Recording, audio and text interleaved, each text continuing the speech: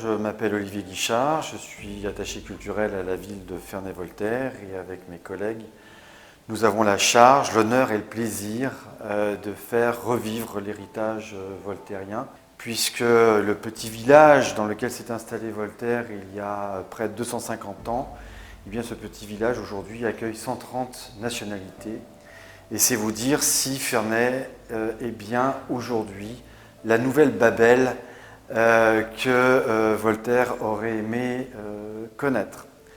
Voltaire a vécu ici de 1758 à 1778 et nous avons à cœur de valoriser les combats qui ont été menés à Ferney. Il s'agit d'un patrimoine vivant que nous développons avec un certain nombre de manifestations qui permettent de faire vivre la ville, les restaurants, les hôtels, et qui s'efforcent aussi de faire redécouvrir un patrimoine qu'on ne connaît pas toujours, comme le théâtre de Voltaire, qui fut un théâtre de combat, un théâtre engagé, et qui nous permet aujourd'hui, à travers les 3 théâtres de la ville, non seulement d'animer Ferney-Voltaire, mais de faire connaître aussi cette œuvre très importante, puisqu'au XVIIIe siècle, Voltaire était considéré comme le principal dramaturge de son temps, avant même Marivaux ou Goldoni.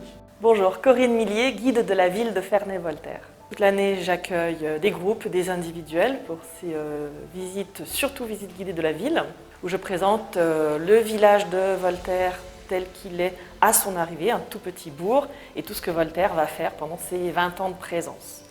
Et régulièrement, donc, on a de nombreux visiteurs qui sont surpris, agréablement surpris. Quand on fait un petit tour dans la ville, on ne se rend pas compte de tout ce patrimoine qui reste du XVIIIe siècle. Et les visiteurs sont agréablement surpris sur tout ce que Voltaire a construit, a fait construire, tout ce qu'il a développé, qui semble peu commun. Et la surprise première vient de sa fortune. On nous demande souvent d'où Voltaire tenait tout cet argent.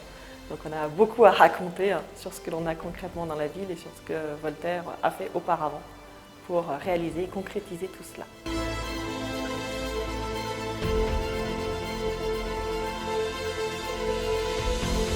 Donc l'espace de vie sociale de Ferney-Voltaire est rattaché et affilié à la Fédération nationale des centres sociaux.